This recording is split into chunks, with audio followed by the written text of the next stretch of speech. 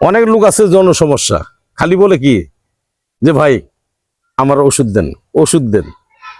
খালি ওষুধ কেন খাবেন? ওষুধের পাশাপাশি ভালো ভালো খাদ্য আছে। আপনি যদি ডায়েট না খান, আপনার তো শরীরে রক্ত হবে না, আর রক্ত না থাকলে তো ওষুধে কাজ করবে না। ও খালি ওষুধ খাবেন, মাথা ঘুরাবে। কারণ আপনি দেহের ভিতরে তো হরমোন, ক্যালোরি শর্ট। ওই যে আগে নতুন বিয়ে করছেন, রাত্রে 2বার 3বার সহবাস করছেন, এখন একবার করলে 2 4 5 দিন 10 দিন আর মনেই চায় না, বীর্য পাতলা।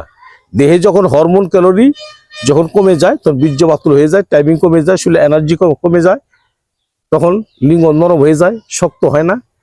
দাদু ভাই, ভালো ভালো খাদ্য খান, খালি ওষুধ খাইন না। যেমন এই যে কচুর পাতা আছে, এই যে কচুর পাতা খাবেন। আরে ভাই, এই যে কচুর পাতা একটা গাছ, আমি দেখে আপনি দেখেন, এগুলো তো খাবেন না। এই সমস্ত কচু পাতা ভর্তা খাবেন, কচুর ডাঁটা এগুলো, এটা শিং মাছ দিয়ে, ট্যাংরা মাছ দিয়ে একটু ঝোল করে খাবেন। এটা তো আয়রন।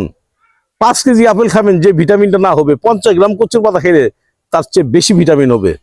আমরা তো ওটাকে বুঝি না, খালি ওষুধ খাই, খালি ওষুধ। ভালো ভালো ডায়েটও খেতে হবে। কাঠবাদাম খাবেন, কাজু বাদাম খাবেন, পেস্তা বাদাম খাবেন, আজুয়া, খরমা খেজুর খাবেন। এটা ক্যালোরি। ওষুধ খান, তার পাশাপাশি এগুলো খান, ইনশাল্লাহ দেখবেন আমরা সেক্সুয়াল কোনো সমস্যা দেহের ভিতর থাকবে না। দাদা ভাই, যারা জটিল সমস্যা পরে আছেন, আসেন জামালপুর রেল স্টেশন। আমি মোহাম্মদ বেলাল কবিরাজ, আমার সাথে পরামর্শ করেন, আলাপ আলোচনা করেন। আমার মোবাইল নাম্বারটা 01727871087, এই নাম্বারে আমার সাথে কথা বলেন।